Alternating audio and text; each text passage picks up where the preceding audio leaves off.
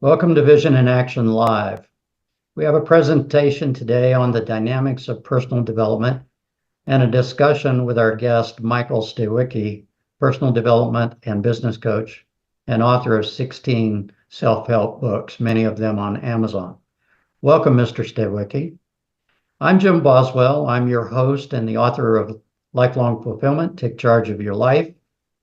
So today's presentation is on the dynamics of personal development. This is where we talk about engaging parts and all of the full spectrum of personal development resources. So looking into this, when we think about personal development, it pays us to understand what's available, where it resides, how to choose preferred resources over the plethora of options that are available to you, how to optimize those resources, and how and when to engage them. So throughout this, we're going to give you ideas about how to do that. For the purposes of today's discussion, let's just simply assume that your initiative in personal development is relatively new, that your relevant knowledge in this space is somewhat sparse, if at all, and your initial horizons are relatively short. You have some urgent issue probably that you want to address. And let's do this from the perspective of being in the United States in 2024. With that said, your personal development interest likely results from some new or urgent need to resolve, and it's a specific difficulty or problem or challenge or opportunity that you want to address. It's less likely that you're looking at it as a comprehensive lifelong fulfillment plan focus, but that's something you can grow this initiative into. You may assume that for the purposes of your starting out that you do lack the self-knowledge. You don't really know what you don't know. You don't fully understand your risk tolerances and goals, and you don't know where to begin. And there's lots of expert solutions out there to help you learn these things. You do know that your interest in self-help is genuine, so that's your starting point. So let's look at the history of personal development growth. Essentially, personal development has been a conversation and has been in development for over 6,000 years. Think of it as Confucius, Plato, Socrates, and Aristotle. If we move quickly forward, if we come to North America, Ben Franklin actually wrote 13 Virtues at the age of 20 in 1726. Following on his advice, there are other focuses like Wallace Wattles' The Science of Getting Rich, about 1910. Napoleon Hill, who's pretty well understood and popular, as of 1937, Think and Grow Rich. And he was a friend to Andrew Carnegie. And Earl Nightingale, who in 1989 wrote Earl Nightingale's Greatest Discovery. I want to mention that these data points are all from Mr. Phil Ciccio's website that talks about the history. Let's look at the more current events. So more recently, in the 30s, things started happening. Bob Proctor, who was a Canadian philosopher, wrote You Were Born Rich.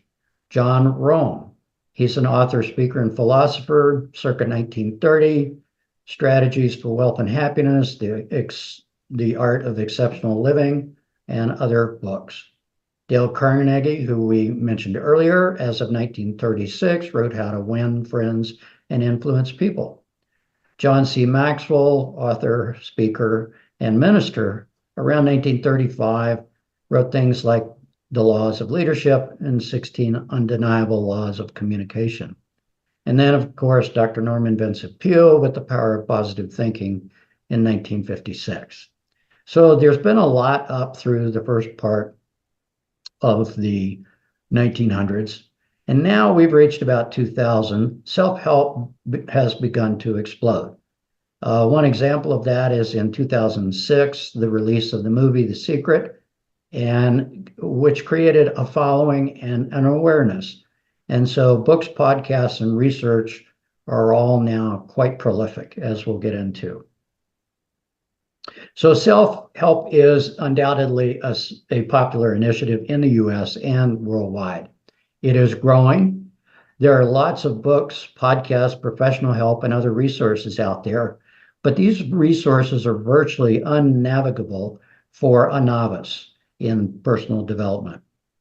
And the veracity of the resources has become a critical issue to keeping inspiration and motivation practical and actionable so that it delivers the desired results. And the issue is, are these multiplicity of books and things simply a restatement of already existing knowledge, or are they in fact new research and new conclusions that need to be part of our awareness?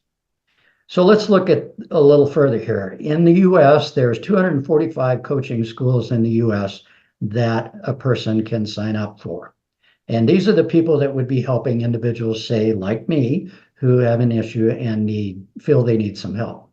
And 13 coaching certifications internationally bestow a degree or a certification on the students that go through those coaching schools. And this is just coaching alone. If you move into counselors, advisors, therapists, and so forth, many of them are taught and credentialed at university and or by other agencies. To give you a benchmark, in 2024, Amazon self-help category books total 126. What's more interesting is publishers release 15,000 self-help books per year in the United States. And that's one of the fastest growing categories is nonfiction self-help. And women are very much the majority of self-help book readers, and African Americans are also one of the highest percentage from an ethnic perspective. So let's look at a little further. So how would I understand if I wrap numbers around it? So if I'm looking for individualized self-help in 2024, and if I want to coach, there's about 34,000 certified coaches in the United States and 110 worldwide. About 72% of those are women. And customer satisfaction to date has been, the statistics say it's very well received, that 80 to 100% essentially is where satisfaction ratings lie. And their return on an investment is anywhere from 2 to 300%. So that's a pretty good record.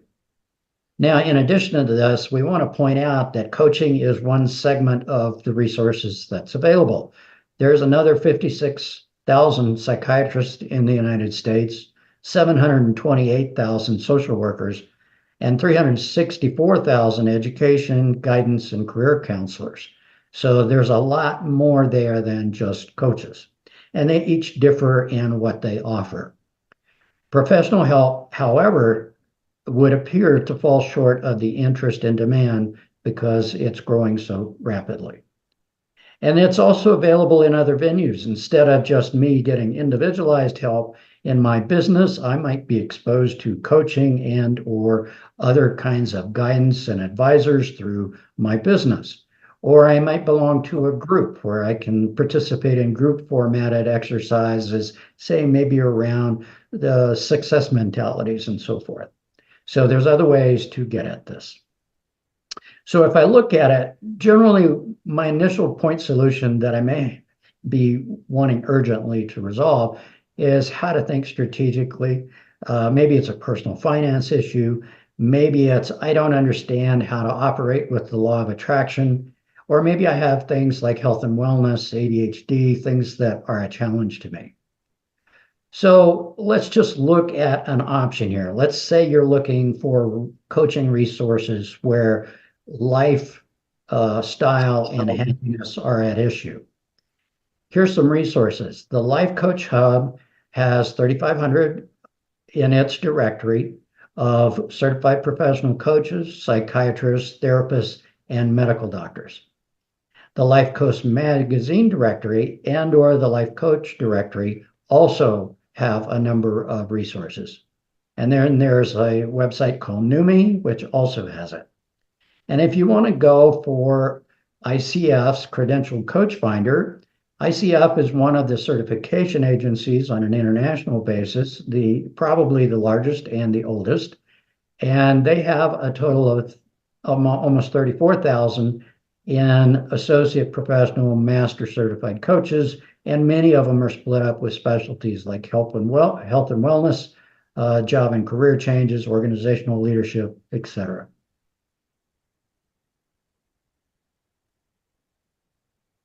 So I want to point out that at least amongst the certifying agencies, there's a consideration that certification is important. And so you want to understand the qualifications of the people you're engaging for your individual coaching and or counseling or mentoring and so forth. And to quote ICF, anyone can call themselves a coach.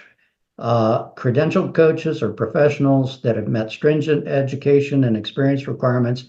They've demonstrated a thorough understanding of competencies and set the standard for the profession. They also adhere to strict ethical guidelines. And that's important. So there, again, to remind you, there's 13 credential agencies through those 245 coaching schools. However, you will encounter a lot of coaches that are not necessarily certified. That's not a reason necessarily to discount them out of hand, but think about their experience, what they bring to bear, what their standards are, what they rely on, and in particular, how effective they can be for you. Because coaching typically has some expense to it. And here's some quotes. They're a snapshot in time, so it will vary. Some coaching can last a couple of months. It's typical for them to last a year, even on just a single issue resolution. So be aware of that when you're looking for help. So how do we as individuals focus on the need we need to satisfy, the help we need to engage? With 15,000 books a year, 91 self-help podcasts, and over 1 million professionals between coaches and other categories of therapists and advisors, which of these really fit our need and our priorities? How does this multiplicity of resources and professional help? Actually, it's a lot to manage. It's hard to know where to start and with whom to start. So if we go back to the sense that we don't know what we don't know, you need some minimum level of knowledge in the personal development space to make good decisions about how to grow. Otherwise, you're liable to be making uninformed decisions, hoping for the best results, and possibly wasting time and resources. So this is where we think lifelong fulfillment excels and comes in and helps you make good decisions.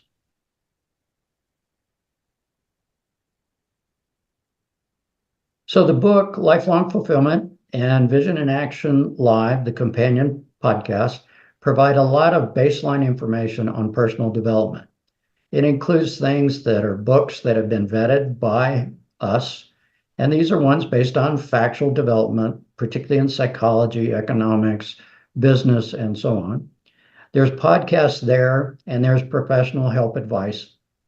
And this is proven to be a dependable personal development process. We are articulating it and putting it in one place. We did not invent this. We did not do the research for it, but we put it all in one place so it's easily accessible.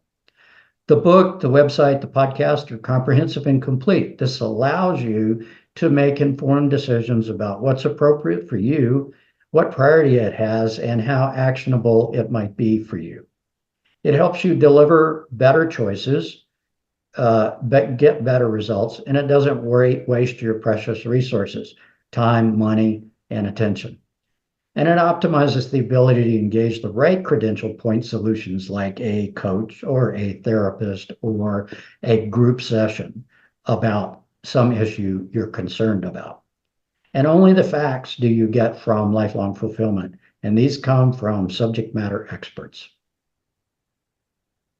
So if you look at it graphically, which this is kind of a poor color choice, in the right-hand column are the things that are available to you. How do you sort through that? Well, if you look at the far left, lifelong fulfillment has all this baseline information. It's got lots of certified, vetted self-help books, self-help podcasts, and professional help recommendations like this broadcast to help you wade through how do I get the help I need and is it dependable and reliable? And these point solutions we want to point out to you are authoritative, they're factual, and they're trustworthy. They can be books, research papers, databases, statistics, or expert persons, certainly, and podcasts and professional help. And many of those qualifications, they might be master's degrees, PhD, it could be a certified coach professional. And also, you need to look at how long have they been doing it. And decades of practice tends to indicate these people will know what they're doing. So let's sum it up. So in looking for our best results, you don't want to act without some kind of baseline information that lifelong fulfillment offers. And you want to develop some preliminary vision for your life, some kind of a plan that you can agree is important now. And you want to get to know yourself pretty intimately and objectively. And lifelong fulfillment can help you do that with personality profiles and risk assessments and that sort of thing. And then you develop this rough life plan. At that point, you're ready to think about the need to engage a coach or a counselor, a mentor, or whatever.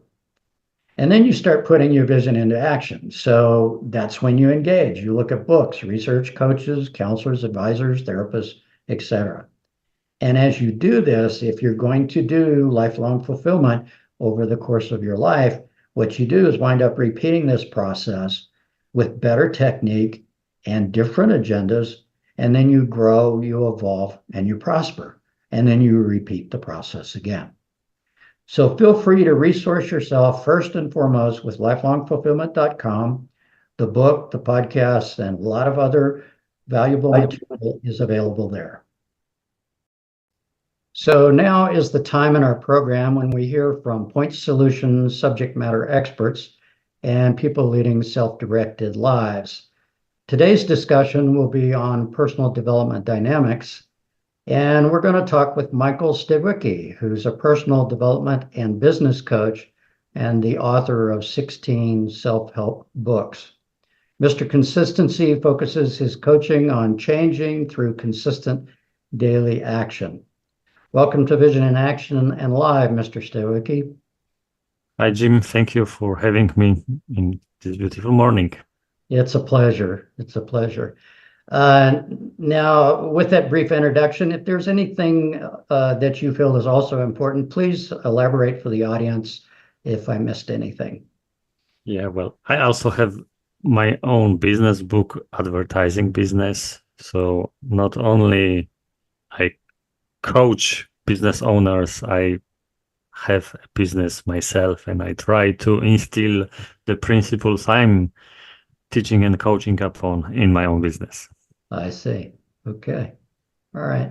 So why don't we wade into what you do? Maybe you can talk to us about how counseling starts from a client perspective in engaging you and, when that gets resolved or, what happens then? Does it lead to full spectrum continued counseling and continuous improvement?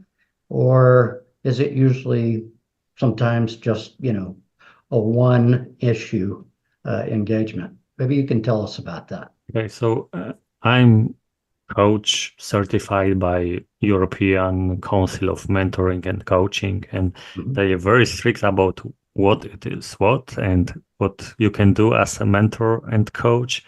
And counseling sounds a bit too much like a therapy for them. Yeah, so I would be in trouble saying that I'm counseling. No, I'm coaching.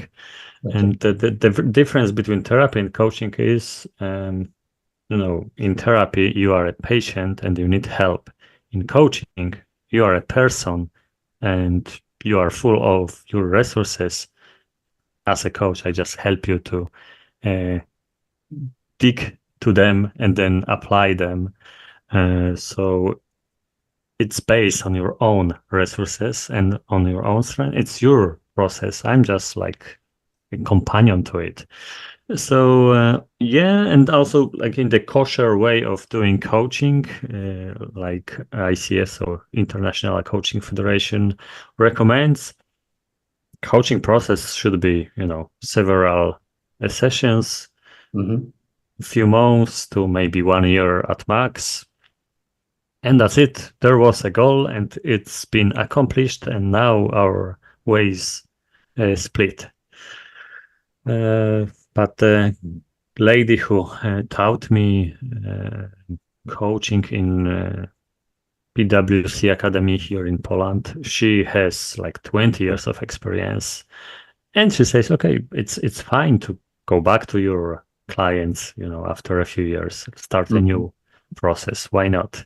And I'm also a certified habit coach, and on the platform coach.me, which started as a habit tracking platform. Then they morph into coaching there.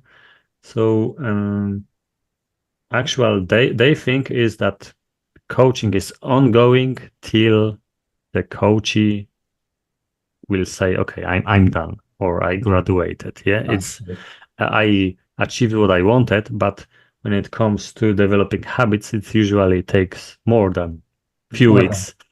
Right. Uh, and I have like habit coaching relationship with one of my clients, which is over 5 years long right Right. now.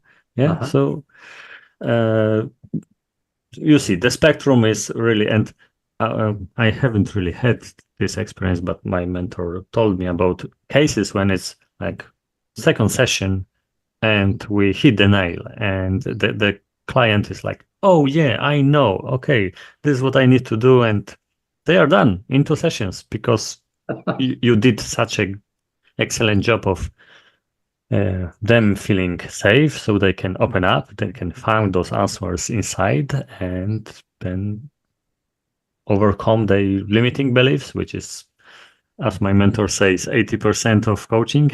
Yes. Yes. And bam, it's done. The transformation happens. All right. So, what are the dominant issues that come to you in your estimation?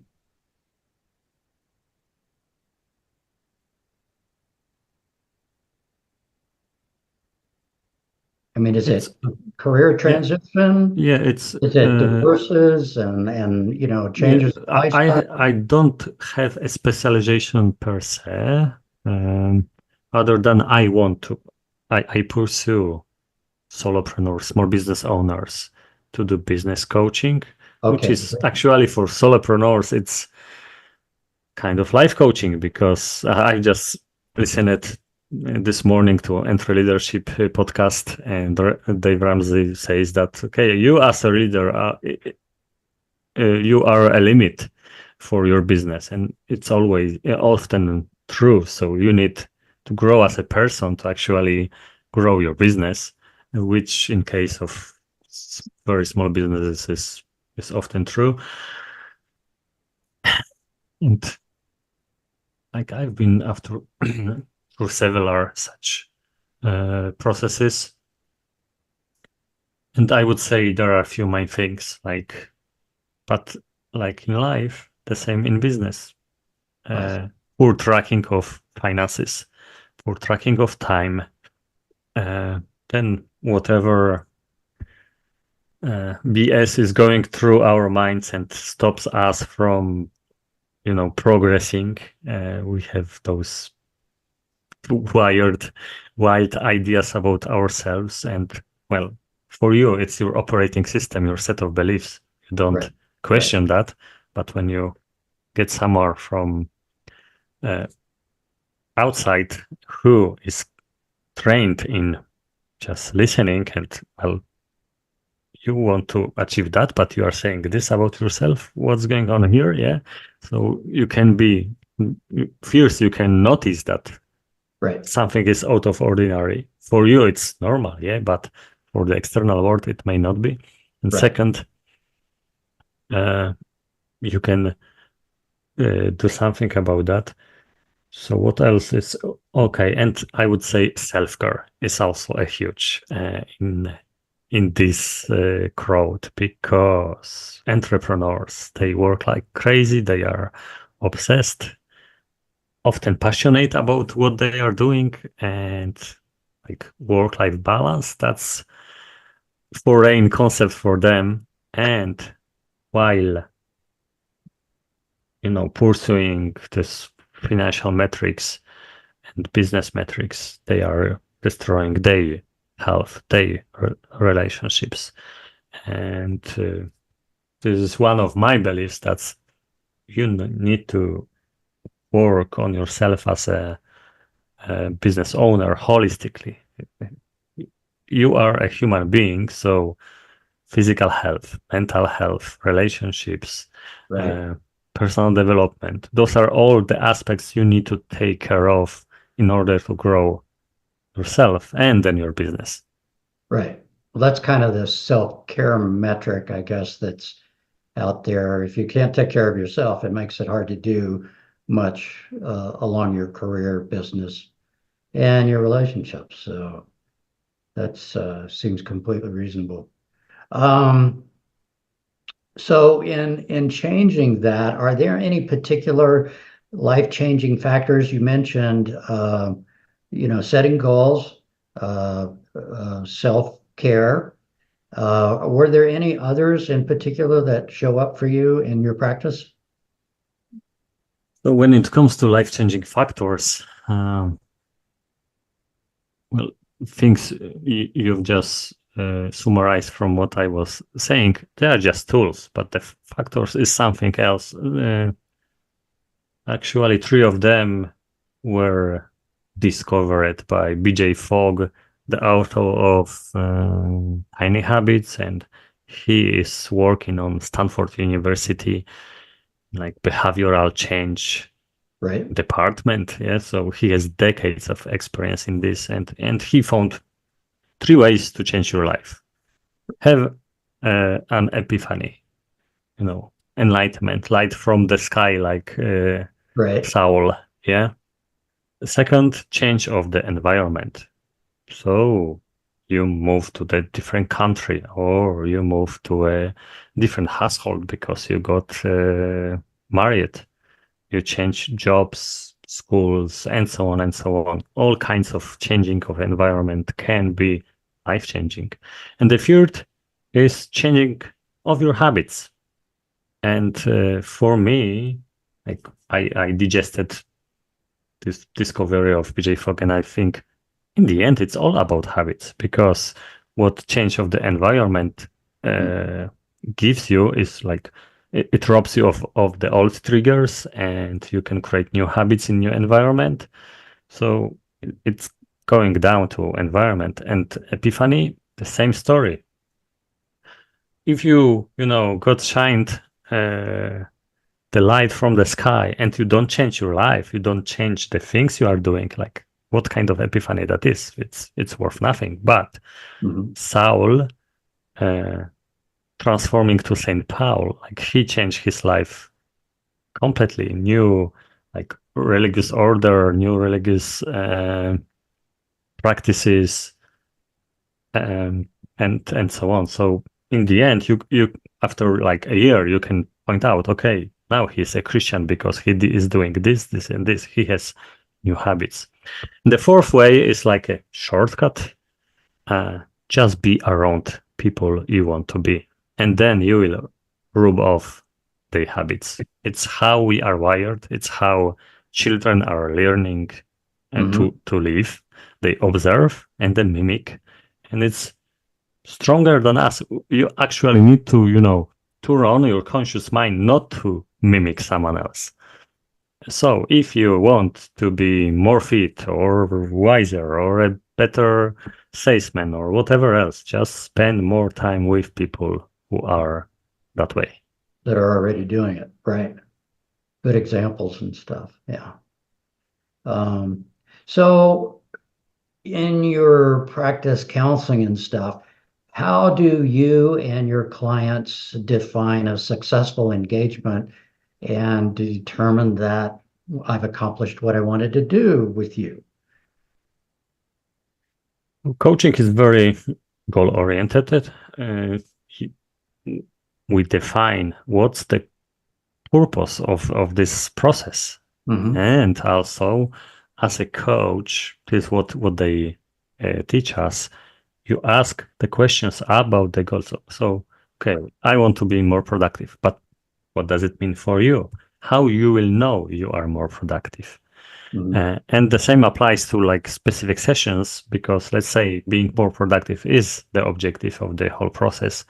But at the first session, something else will be the goal for this session, the topic of the session, and the same rule apply. Okay, so what are we working today on? Let's say my calendar management. Okay, and how you will know that you got the right answer, that okay, this is what I was after.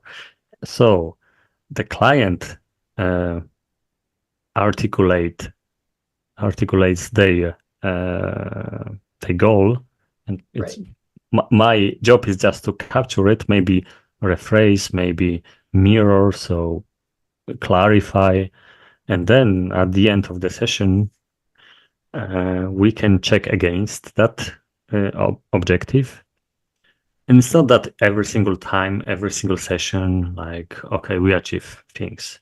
But also, I haven't seen a coaching session done properly that didn't provide at least some progress. And actually, I always ask at the end of the coaching session, okay, so what's your takeaway from this session? Right. And there is always something like I never had a session when the client said, I discovered nothing, goodbye. Right.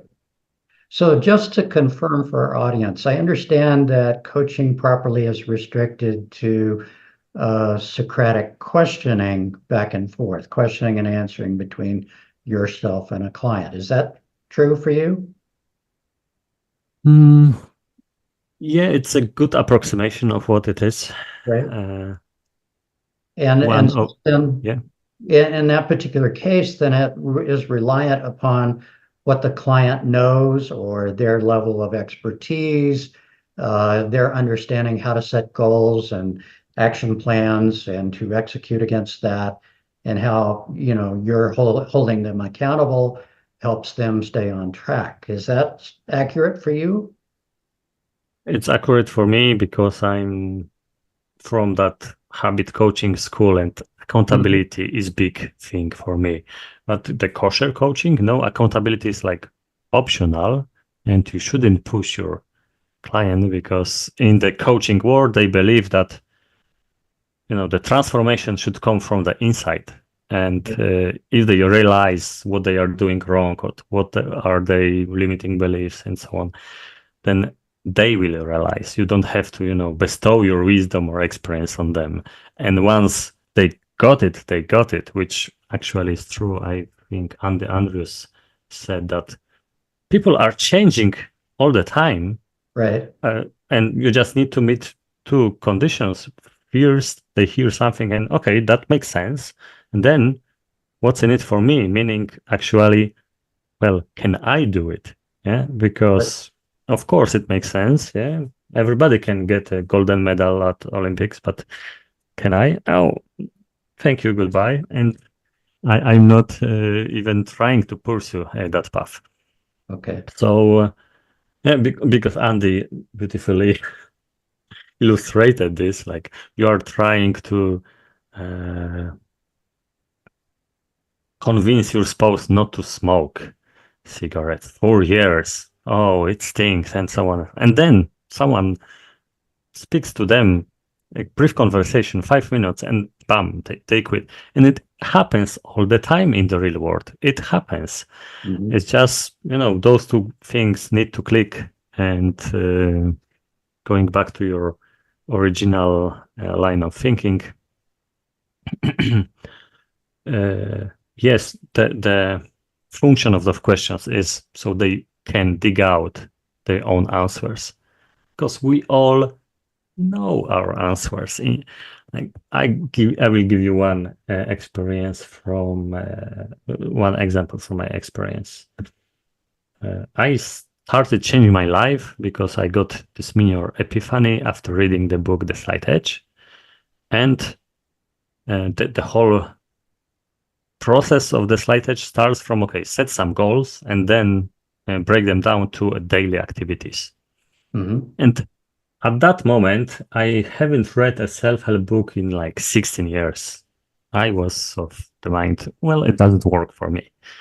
So, and after those 16 years, I sit down in 15 minutes, I brainstormed half a dozen, no, like a dozen goals and 15 daily disciplines. And I was right about 50% of the time. Out of nothing. 15 minutes. No, no training, no deep consideration. Because you are the expert on your life. You know the best what's going on. You know the best what are your resources. Of course, you know the answers. Right.